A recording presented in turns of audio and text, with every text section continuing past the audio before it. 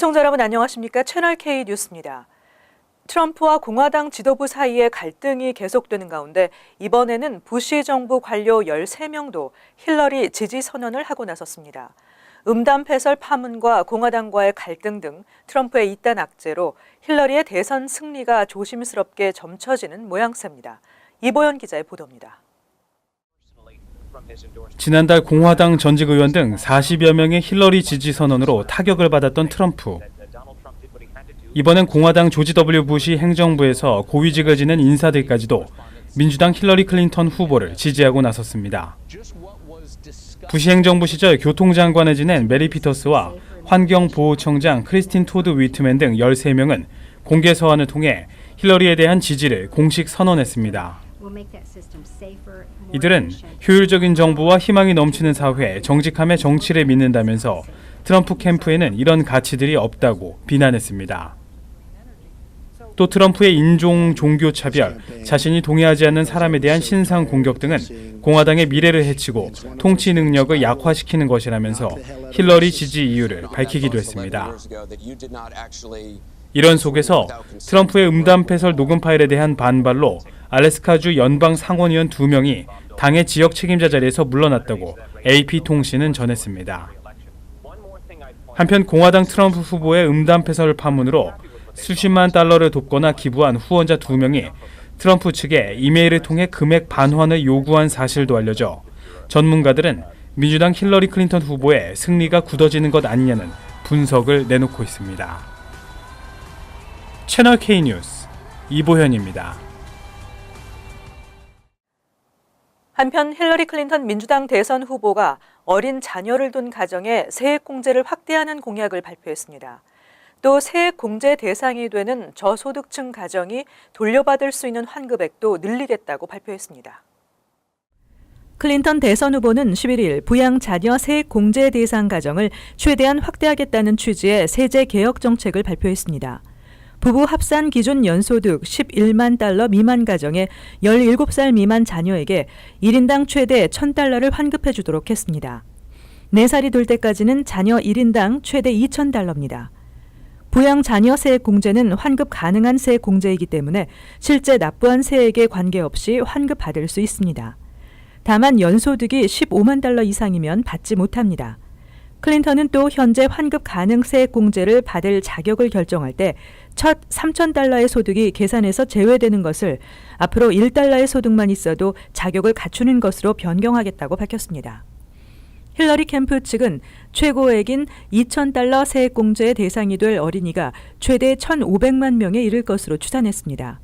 또 앞으로 더 높은 연령의 자녀를 가진 가정으로도 확대하고 자녀가 없는 저소득 근로자 가정에 대한 세금 부담 완화 방안도 도입할 것이라고 밝혔습니다. 클린턴 캠프는 부양 자녀 세액 공제 확대에 따른 비용은 부자와 대기업들에 대한 증세로 충당할 수 있다고 설명했습니다. 이제 11월 8일 대선이 한 달도 채 남지 않았습니다. 이날은 뉴저지주 지역 정치인들을 뽑는 선거도 함께 열리며 또 한인 후보들도 대거 출마해 많은 관심이 모아지고 있습니다. 11월 8일 뉴저지주 본선거에는 크리스정 팰리세이즈 팍 시의원과 피터서 포트리 시의원, 데니얼 박 테너플라이 시의원, 그리고 지난해 잉그루드 클립스 시의원 선거에서 아쉽게 낙선했던 앨런 박 민주당 후보가 재선에 도전합니다. 펠팍 시의장인 1.5세 크리스정 의원은 한인 1세와 2세 중간다리 역할을 잘 해내고 있다는 평가를 받고 있습니다. 역시 2세인 데니얼 박 의원은 시의원과 함께 버겐 카운티 정부 아동복지국 직원으로 일하고 있습니다. 지난 4일 민주당 후원단체 기금모금 행사에 참석한 이들은 한인 주민들을 대변하는 시의원 역할을 계속 수행하고 싶다는 포부를 밝혔습니다. 앨런박 후보는 이번 본선거에서 공화당 후보인 중국계 윌리엄 우 및 눈지어 콘살버 현 시의원과 치열한 대결을 벌일 전망입니다. 박 후보는 지난해 선거에서 적은 표차로 아쉽게 낙선했다며 올해는 주민의 응원이 큰 만큼 열심히 노력해서 꼭 당선되고 싶다고 밝혔습니다. 이들은 당선될 경우 오는 2019년까지 3년 임기를 보장받게 됩니다. 한편 이날 뉴저지주 본선거는 연방 하원의원, 카운티 클럭, 쉐리프 등 굵직한 정치인들을 뽑게 되며 투표 시간은 오전 6시부터 오후 8시까지입니다. 한국에서 문화계 황태자로 불리며 문화창조융합본부 단장까지 맡아 막강한 영향력을 행사했다고 알려진 CF 감독 출신 차은택 씨가 뉴욕 한국문화원장 인사에도 개입한 정황이 드러났다는 보도가 나오면서 파장이 일고 있습니다. TV조선은 한국 시간 11일 차은택 씨가 뉴욕 한국문화원장에 내정된 문화체육관광부 간부 용 씨의 발령을 취소하고 자신의 친구를 앉히려 했다고 보도했습니다.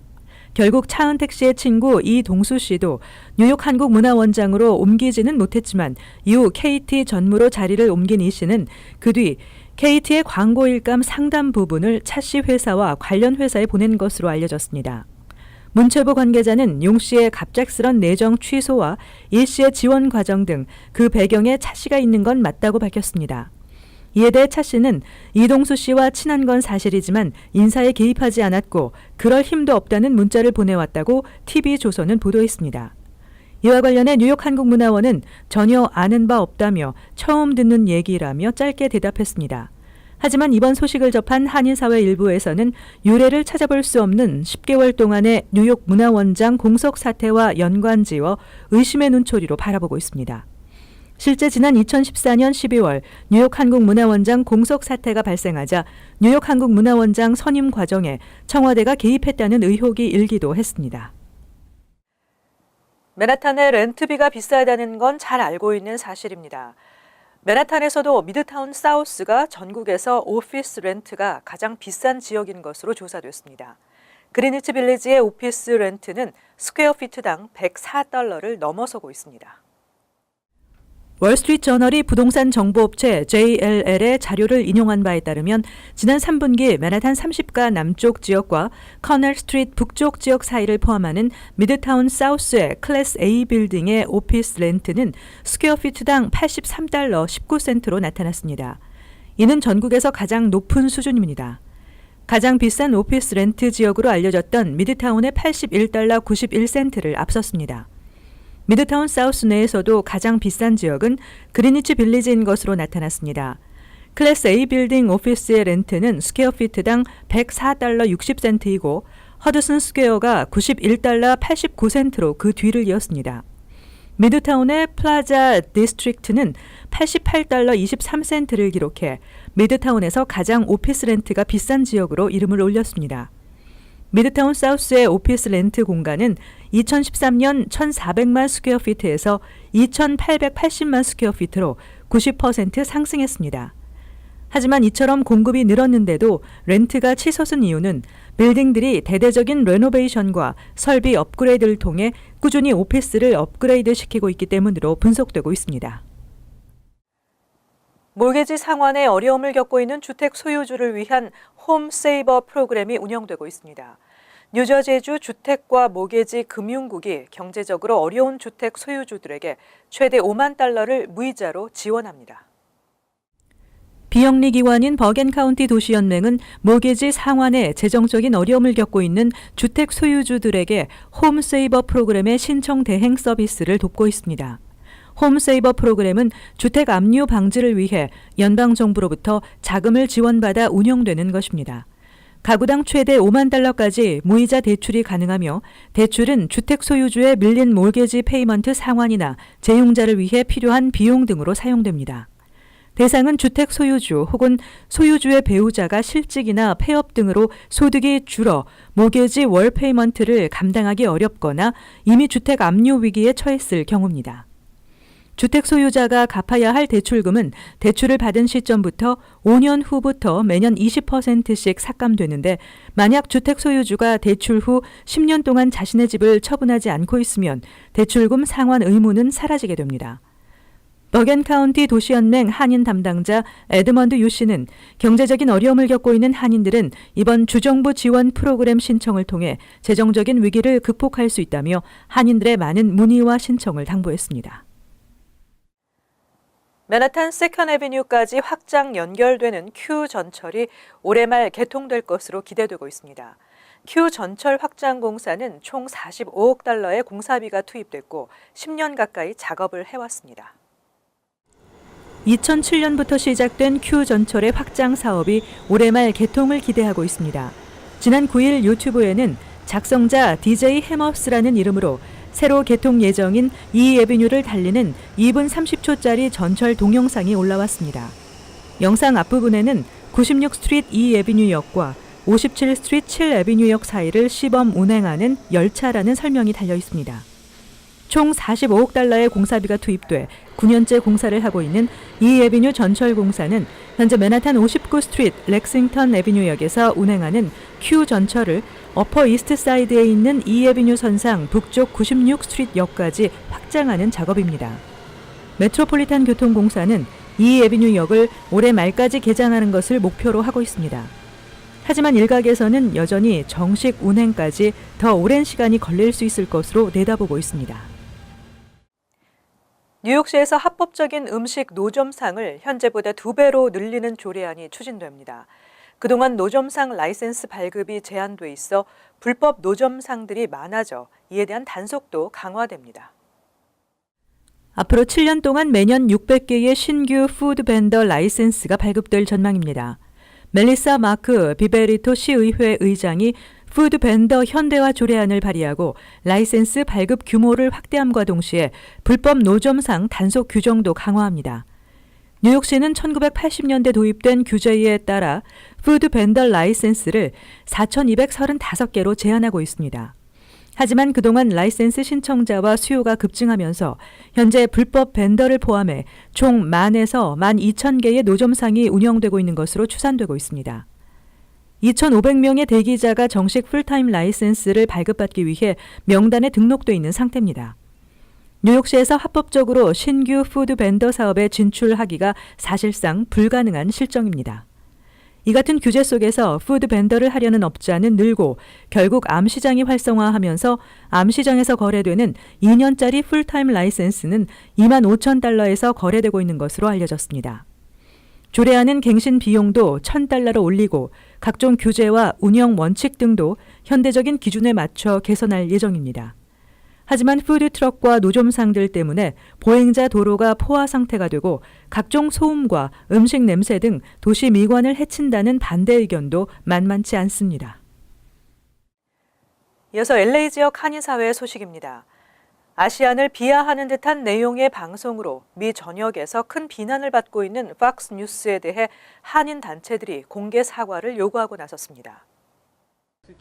LA 한인회를 비롯한 한미연합회, 한인 커뮤니티 변호사협회, 대한인 국민회 기념재단 등 한인 단체들은 오늘 LA 한인회관에서 기자회견을 열고 폭스뉴스가 프로그램을 통해 아시안에 대한 노골적인 인종차별적 발언을 이어갔다며 이에 대한 공식 사과를 요청했습니다. 이어 한인단체들은 이번 사태에 대한 아시안 커뮤니티와 폭스TV 관계자들의 공식 면담을 요청하는 한편 해당 프로그램의 웹사이트 동영상을 모두 삭제해 줄 것을 촉구했습니다. 특히 한인단체들은 요구사항이 이루어지지 않을 시 시민단체들과 함께 LA에서 폭스TV를 규탄하는 항의 시위를 이어나갈 것이라고 강조했습니다. 한편 폭스TV는 지난 3일 정치 풍자 프로그램 오레일리 팩터의 코너인 워터스 월드에서 뉴욕의 차이나타운을 방문해 의도적으로 영어를 잘 못하는 노인들을 대상으로 시종일관 아시아 문화와 아시안을 조롱하는 식의 인터뷰 내용을 방영해 인종차별 논란을 일으키며 물의를 빚고 있습니다. 오늘 오전 토렌스에 위치한 정유소에서 대형 화재가 발생해 사우스베리 일대에 10여만 가구의 정전 사태가 일어나는 등 큰 피해가 발생했습니다. 남가주 에디슨사는 오늘 오전 6시 40분쯤 토렌스에 위치한 엑선모빌 정유소에서 화재가 발생해 인근 토렌스와 호손, 헐모사 비치, 레단도 비치 등 10만 2천 가구에 대규모 정전 사태가 발생했다고 밝혔습니다. 사고 당시 정유소의 안전탑에는 불길이 치솟아 올랐으며 시 당국은 정유소 인근 주민들에게 대피 명령을 내리기도 했습니다. 정전 사태는 오전 7시 30분까지 지속되다 당국의 복구 작업 후 8시쯤 전력 공급이 재개됐습니다. 현재 에디슨사는 정확한 사고 경위를 조사하고 있습니다. 한편 패트릭 퓨리 토렌스 시장은 최근 토렌스 지역에 정전 사태가 잇따라 발생하고 있다며 철저한 조사와 분석을 통해 재발 방지를 위한 대책을 마련해야 한다고 지적했습니다. 계속해서 월드 리포트입니다. 1인 가구 급증으로 일본에서는 외로움과 적적함을 달래줄 로봇들이 속속 등장하고 있습니다. 말동무가 되어주는 앙증맞은 로봇부터 탁구 로봇까지 점점 발전하는 로봇 친구들 만나보시죠.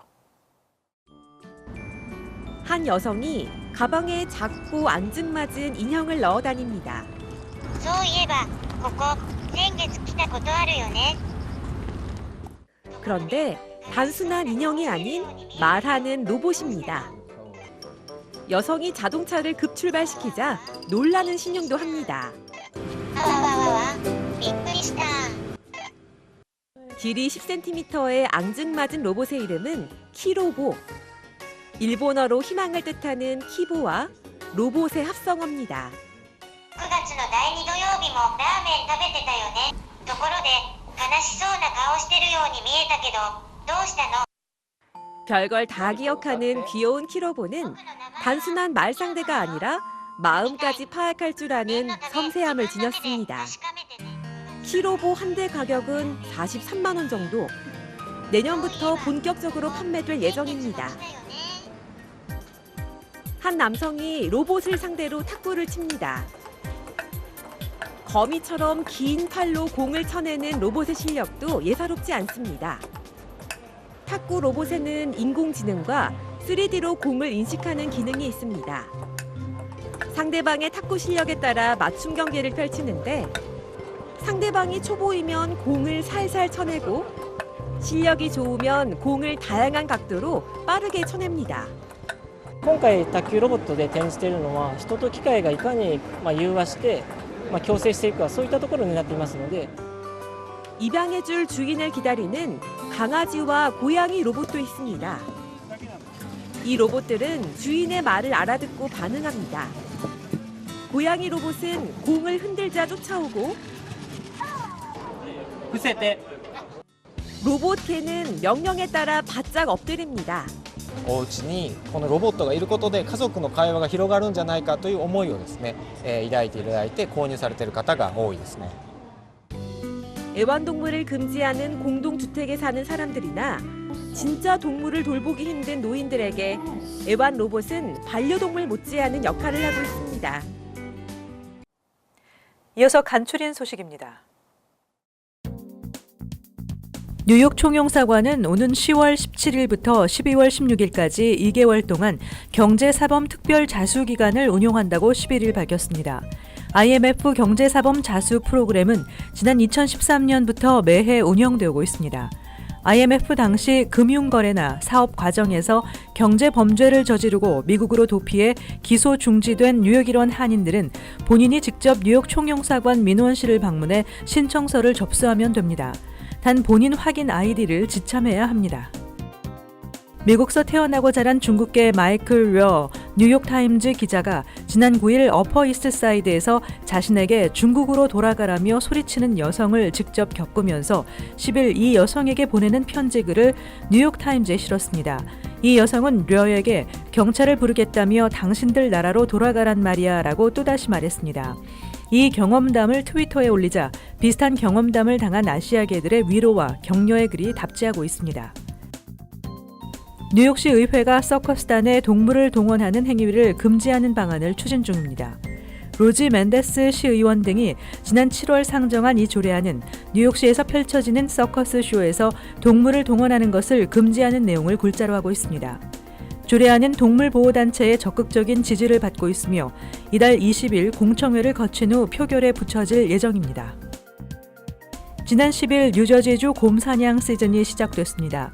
뉴저지는 지난 2010년부터 곰의 번식을 막기 위해 일정 기간 곰 사냥을 허용하고 있습니다. 첫날인 하루 동안 서섹스 카운티에서 104마리, 모리스 카운티에서 41마리, 워렌 카운티에서 36마리, 머겐 카운티에서도 1마리 등 총 206마리가 잡혔습니다. 주 환경보호국은 매년 12월에 실시하던 곰 사냥 기간을 올해부터는 10월에 시작했습니다. 다음은 환율과 증권 소식입니다.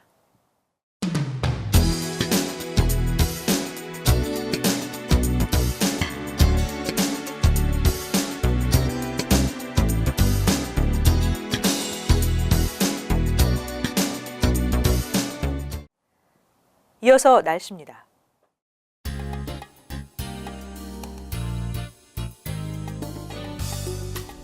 목요일은 간간히 흐리고 오후엔 지역에 따라 소나기가 예상됩니다. 낮 최고 기온은 69도, 섭씨 20도, 밤 최저 기온은 48도, 섭씨 9도 예상됩니다. 금요일은 대체로 맑겠습니다. 토요일은 맑고 화창하겠지만 쌀쌀하겠습니다. 일요일은 대체로 흐린 날씨 예상되고 있습니다. 항상 여러분과 함께하는 채널 K 뉴스 여기서 마칩니다. 시청해주신 여러분 고맙습니다.